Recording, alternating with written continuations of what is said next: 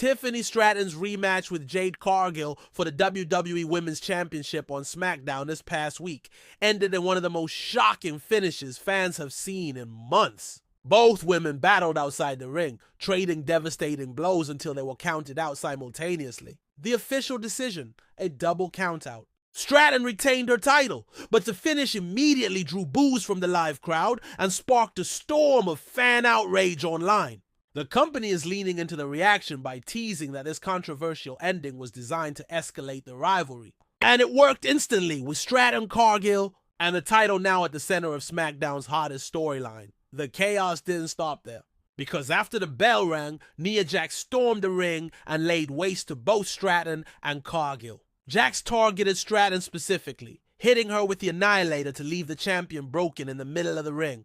This shocking post-match attack has all but confirmed that WWE is setting up a triple threat program. Stratton now finds herself backed into a corner, with two powerhouse challengers breathing down her neck.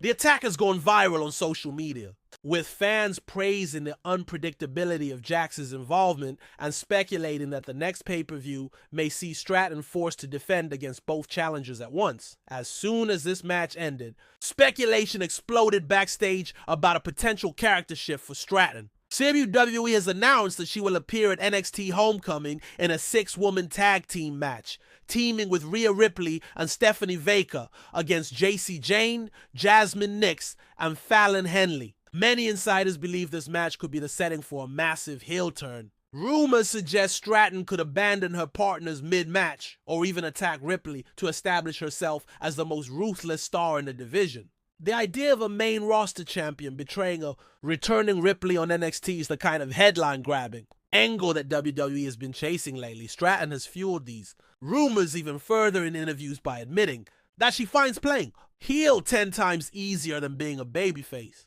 She explained that her natural instincts, personality, and delivery on the microphone all align more with a villainous persona. Those comments were not lost on WWE Creative, who are said to be weighing the timing of a full character pivot. If Stratton herself is pushing for a heel turn and management sees the opportunity to spark controversy, NXT Homecoming could be the exact stage where it happens. While fans have embraced her as a babyface since earlier this year, there's been growing criticism that her character hasn't fully shed its arrogant, mean girl tendencies. Even as a fan favorite, she often cuts promos that sound more heelish than heroic, and her cocky in-ring mannerisms feel more like taunting than inspiration. This gray area has kept audiences divided. Some love her confidence as a face, while others feel it makes her inconsistent. WWE executives are reportedly debating whether this inconsistency should be tightened into a definitive heel direction before her character starts to feel muddled. Backstage sources indicate that Triple H and the SmackDown creative team have been actively discussing how and when to pull the trigger on her heel turn. One suggestion is to use the triple threat storyline with Cargill and Jax to cement Stratton as a conniving opportunist who keeps the title by any means necessary. Another suggestion is to use her NXT Homecoming appearance as the big stage for betrayal, setting off a ripple effect across both brands. What's clear is that management views Stratton as a long-term top star, and every decision is being measured for maximum impact. The women's division on SmackDown has been in desperate need of fresh rivalries, and WWE is reshuffling opponents around Stratton to make sure her reign doesn't become predictable. Jade Cargill has been her strongest challenger so far, but with Nia Jax now in the mix, the landscape looks more volatile than ever. Other names being floated backstage as potential challengers in the coming months include Bianca Belair, Io Sky, and even Bayley. Stratton's presence as champion is being used to elevate the entire roster, with producers reportedly instructed to give her high-profile matches that make both her and her opponents look like main event stars. The double count out finish on SmackDown has split the fan base right down the middle. Many voiced outrage that a rematch ended without a clear winner, calling it lazy booking, but others defended it as a necessary cliffhanger to build anticipation for a bigger match on pay-per-view. Either way, the decision created buzz, which is exactly what WWE wanted. Social media platforms erupted with heated debates, memes, and highlight clips of Stratton's moonsault attempt that missed outside the ring. The controversy has made the feud trend higher than anything else on the show.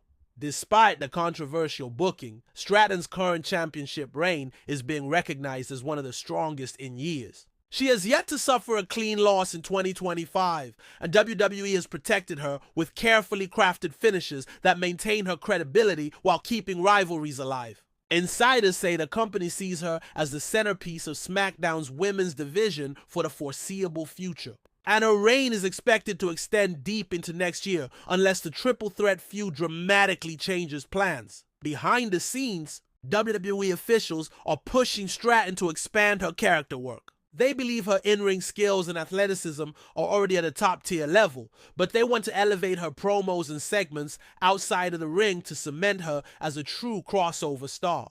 Reports suggest she will be featured in more microphone-heavy segments over the next several weeks, with creative giving her opportunities to verbally dominate her challengers as much as she does in the ring. The belief is that Stratton has untapped charisma that could make her one of the most recognizable faces in the entire company. Fan reaction to Tiffany Stratton has been polarizing since day one, but that's exactly what makes her stand out. Whether people love her or hate her, they react loudly. At recent live events, Stratton has received some of the loudest mixed reactions of the night, rivaling even established names like Charlotte Flair and Becky Lynch. WWE considers this proof that she has the elusive connection with audiences that can be manufactured. As long as fans care deeply one way or the other, Stratton's spot at the top is safe. There is growing talk that WWE could be positioning Stratton for a WrestleMania main event slot. If she carries the SmackDown Women's Championship into WrestleMania 42, she would likely be featured in one of the top marquee matches. Potential opponents being whispered include Jade Cargill in a decisive singles clash, Bianca Belair in a generational dream match, or even Rhea Ripley in a champion versus champion scenario if Ripley regains the Raw Women's title. The fact that Stratton is already in this level of conversation shows how fast her stock has skyrocketed in just 2 years. Her merchandise sales have also been a surprise hit. WWE Shop reports that Stratton's new Tiffy Time shirts and accessories have sold out multiple times since their release. What's more impressive is that her merchandise is moving strongly with both male and female demographics, something WWE has struggled to achieve with many other female superstars. This surge in popularity is another reason WWE is committed to keeping her prominently featured, regardless of whether she's booked as a face or a heel.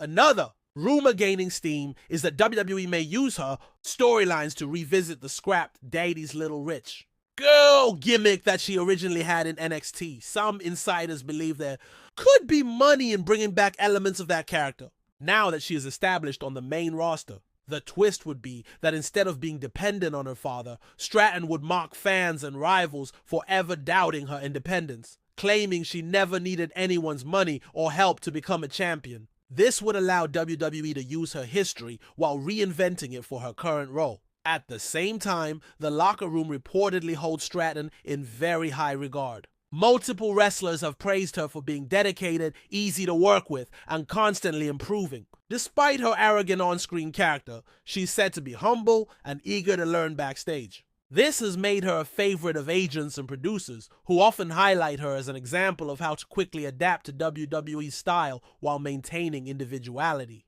This positive backstage reputation only strengthens her case for a long championship reign. Looking ahead, WWE is carefully laying out Stratton's next few months of booking. The expectation is that the triple threat program with Cargill and Jax will dominate through the fall, potentially culminating in a major blow-off match at Survivor Series. After that, the company is considering transitioning her into a program with Bianca Belair heading into the Royal Rumble season. These carefully mapped storylines demonstrate just how central Stratton has become to WWE's long-term plans. Stratton's continued rise proves that WWE has found its next generational star. Whether she turns heel in the coming weeks or continues to ride her babyface momentum, her storylines are now appointment viewing. Every decision involving her is designed to maximize headlines, draw fan reaction, and keep her at the very center of WWE programming. And judging by the buzz surrounding her latest matches and controversies,